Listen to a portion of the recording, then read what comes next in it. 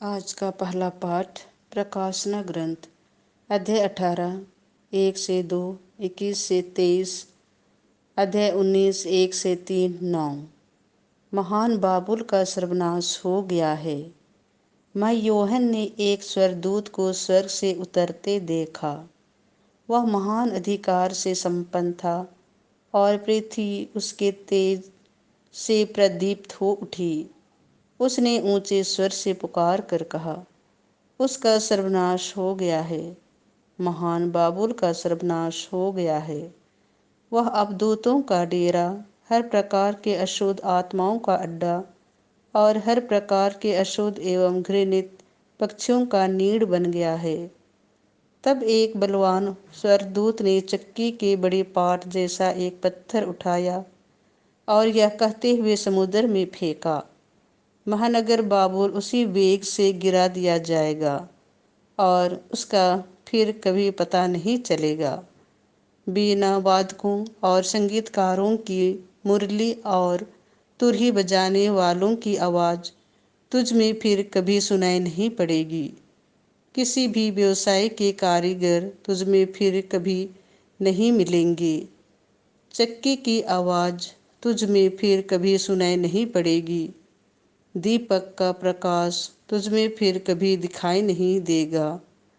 वर और वधू का स्वर तुझ में फिर कभी सुनाई नहीं पड़ेगा, क्योंकि तेरे व्यवसायी पृथ्वी के अधिपति थे और तूने अपने जादू द्वारा सभी राष्ट्रों को बहका दिया।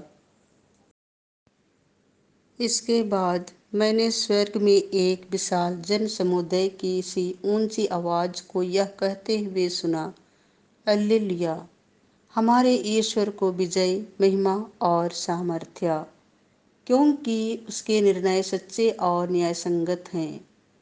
उसने उस बड़ी वेश्या को दंडित किया जो अपने व्यभिचार द्वारा पृथ्वी को दूषित करती थी, और उसने उसको अपने सेवकों के रक्त का बदला चुकाया।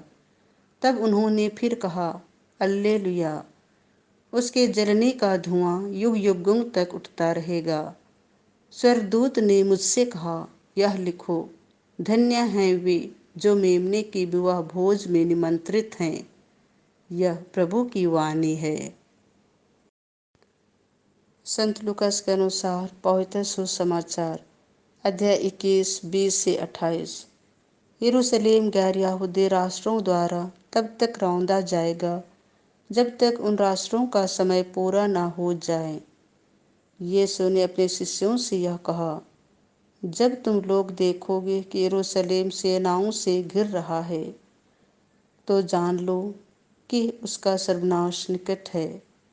उस समय जो लोग यहूदिया में हो या पहाड़ों पर भाग जाएं, जो यरूशलेम में हों वे बाहर निकल जाएं, और जो देहात में हो वे नगर में ना जाएं, क्योंकि वे दंड के दिन होंगे जब जो कुछ लिखा है वह पूरा हो जाएगा। उनके लिए शोक जो उन दिनों गर्भवती अथवा दूध पिलाती होंगी, क्योंकि देश में घोर संकट और इस प्रजा पर प्रकोप आ पड़ेगा। लोग तलवार की धार से मृत्यु के घाट उतारे जाएंगे। उनको बंदी बनाकर सब राष्ट्रों में ले जाया जाएगा और यरूशलेम गैर यहूदी राष्ट्रों द्वारा तब तक रौंदा जाएगा जब तक उन राष्ट्रों का समय पूरा ना हो जाए। सूर्य, चंद्रमा और तारों में चिन्ह प्रकट होंगे। समुद्र के गर्जन और बाढ़ से व्याकुल होकर पृथ्वी के राष्ट्र व्यथित हो उठेंगे। लोग विश्व पर आने वाले संकट की आशंका से आतंकित होकर निष्प्राण हो जाएंगे, क्योंकि आकाश की शक्तियां विचलित हो जाएंगी।